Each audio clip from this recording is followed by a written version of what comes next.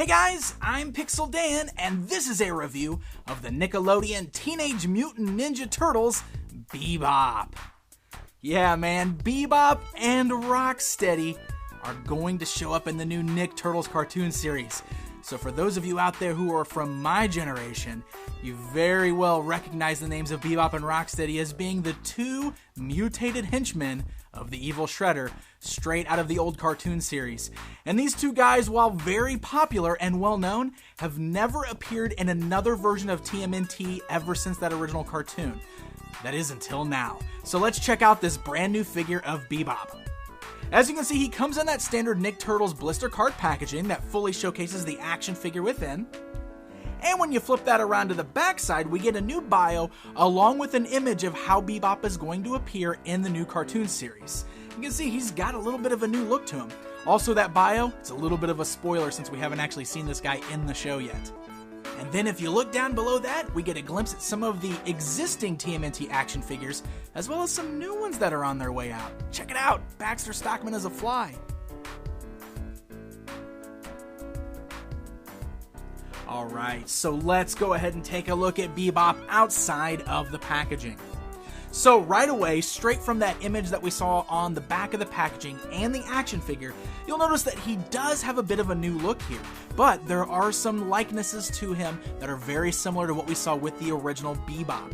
First of all, he's a lot thinner this time around.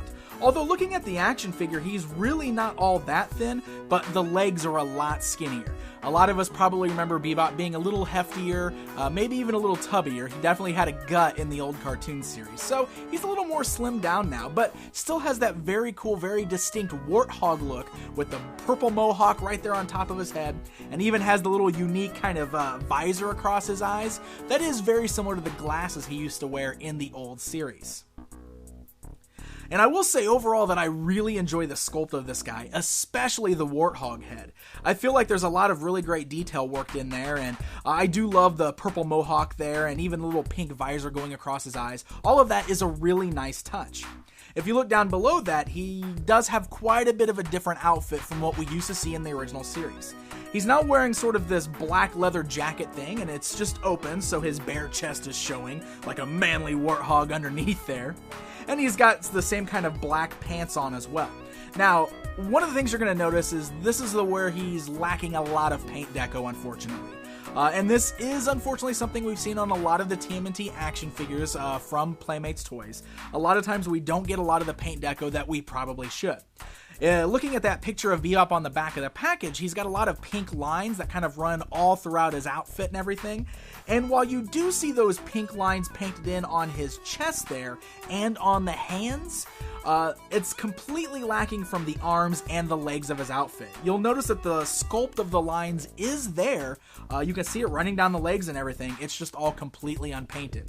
It looks like this figure was molded in a black plastic, and then just the brown and the pinks and the purples were what was painted on here. So the arms and the legs are just completely unpainted plastic. So the lack of a paint deco is a bit of a bummer, but I gotta jump back to say I do like the sculpt. If the paint deco was a little nicer, I think he would look a lot better overall because I think the sculpt work is there. So let's go ahead and take a look at the articulation on this guy.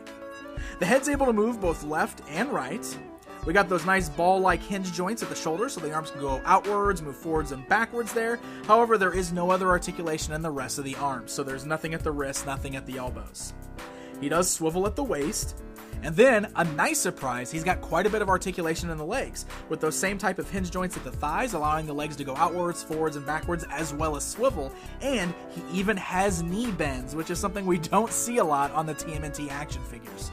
So while he could definitely use a little bit more articulation in the elbows and the wrists, I do gotta say that it's really nice being able to pose his legs, so that way we can get a lot more posing options out of this guy, and he's not stuck in one stance. Here's something else really unique about this guy. If you flip him around to the backside, he has a little wheel on his back, and also two little wheels on the back of his feet, and they actually do roll. So this must play into his outfit or some of his weapons or tools that he's going to use in the show where he'll be able to skid on his back for whatever reason. So it's kind of a neat little touch to see that worked into the costume of the action figure here. So as far as accessories go, he includes 2 tiny little bombs.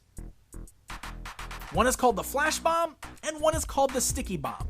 And they're just unpainted black, just like we see with the rest of his outfit. And you can actually fit them in his hands quite nicely. So it's a little different from the gun that we would expect Bebop to have from the original series, but I assume he will be using these bombs on a regular basis in the cartoon series, and that's why he was included with them. Alright guys, it's comparison time. Here's a look at this brand new Bebop standing alongside the vintage action figure. And here he is standing alongside the more recent classic collection Bebop that was based more around his appearance in the cartoon series, but also as sort of an update to the overall look of the character. Standing all 3 of these side by side, you can see the big changes in the new Bebop action figure, but like I said before, there are definitely some similarities, especially with the design of the head. So there you go, my friends. There's a look at the brand new Bebop action figure from Playmates Toys. I am thrilled that Bebop and Rocksteady are going to be showing up in the new cartoon series, and I cannot wait to see how awesome they're going to be.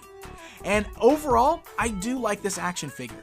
I think the design is great. I really do like the update to his look, and I think the overall sculpt of this action figure is very good.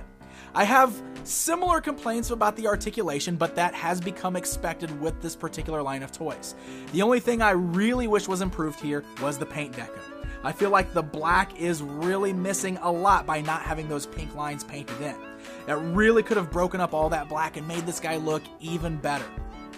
But get this guy paired up with the new Rocksteady, and it's going to be awesome having these guys backing up Shredder on your toy shelves. So Bebop and Rocksteady are going to be offered as a Walmart exclusive first later this year around the holiday season, but then will be showing up at all retail stores in early 2015. So happy hunting, my friends, and until next time.